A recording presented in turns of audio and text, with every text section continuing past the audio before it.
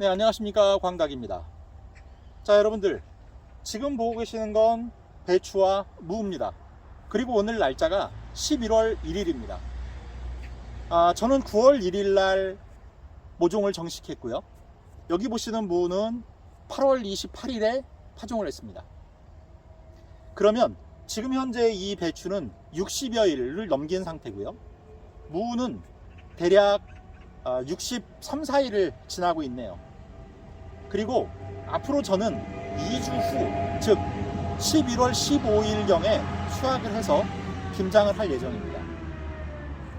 저희 지역은 경기 북부 지역이기 때문에 이보다 더 오래 둘래야 두기 어려운 날씨가 될 가능성이 높습니다. 경험적으로 봤을 때 그 이상을 넘겨서 수확을 한 기억이 거의 없어요. 특별한 보온 조치를 해주지 않으면 11월 중순을 넘기기는 거의 불가능합니다. 자, 오늘 말씀드릴 주제는요, 배추와 무가 이제 저처럼 2주 정도 수확 시기를 앞두고 있는 시점에서 이제는 하시면 안 되는 것들 몇 가지, 그리고 주의하셔야 될 점들을 좀 당부드리려고 합니다. 첫 번째는요, 이제 배추나 무에 추비를 더 이상 하시면 안 됩니다. 2주 남은 상황에서는 추비를 하시면 그 양분을 제대로 흡수도 하지 못할 뿐더러 무 같은 경우엔 잘못하면 무가 터져버리는 현상이 생길 수도 있고요. 또 배추 같은 경우에도 불필요하게 쓴맛이 날 가능성이 있습니다. 물론 칼슘이라든지 붕소 같은 경우는 그렇지가 않습니다만 이 복합 비료를 사용하시더라도 거기에 질소 성분이 들어있기 때문에 그런 것들이 이제 쓴맛을 내는 그런 요인이 될 수가 있어요. 그래서 너무 늦은 시기까지 추비를 하는 것은 바람직하지가 않습니다. 자, 그리고 무 같은 경우에도 추비를 계속해서 하게 되면 계속 성장을 하겠죠. 물론 무한정 커지진 않겠습니다만 어느 정도 계속 성장을 하게 되면 무는 표면이 갈라져 버리는 현상이 생겨요.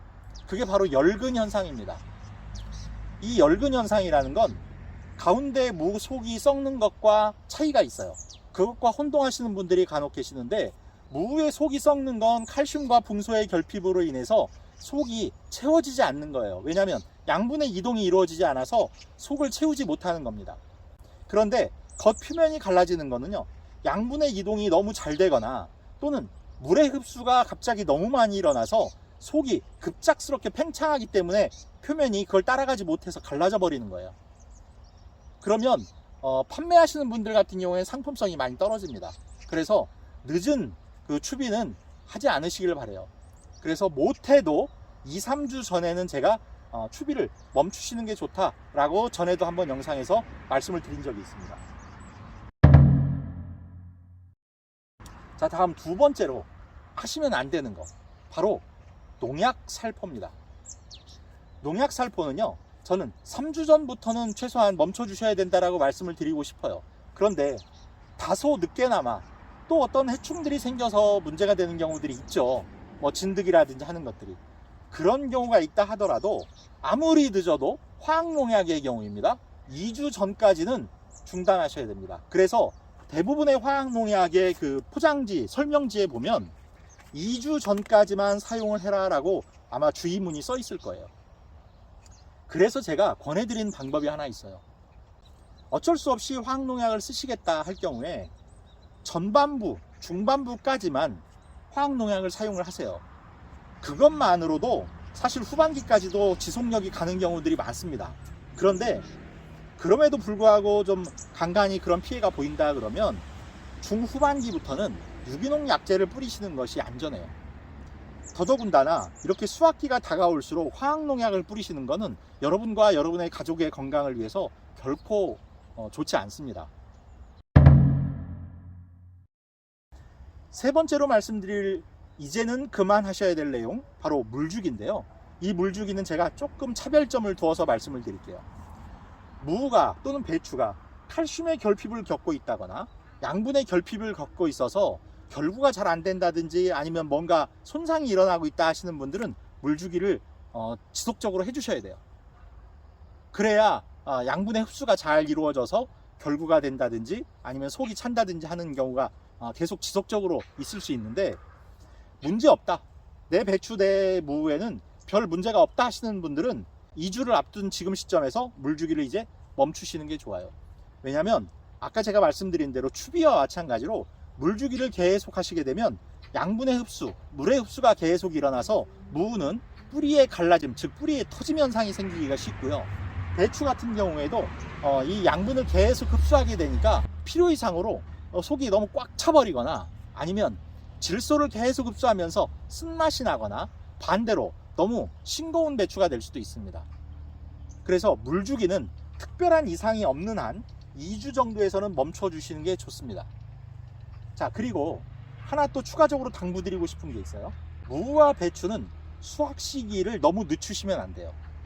이거 역시 아까 무에서 말씀드린 것처럼 수확 시기를 너무 늦추게 되면 어떤 문제가 생기기가 쉬운데 그 첫 번째 문제가 바로 뿌리 터짐 현상이고요. 다음은 속에 바람들이 현상이 생길 수 있어요. 바람들이 현상이라는 거 구멍이 숭숭숭숭 뚫려요. 이게 칼슘의 결핍과는 좀 다른 겁니다. 바람든 무 아시죠, 여러분들?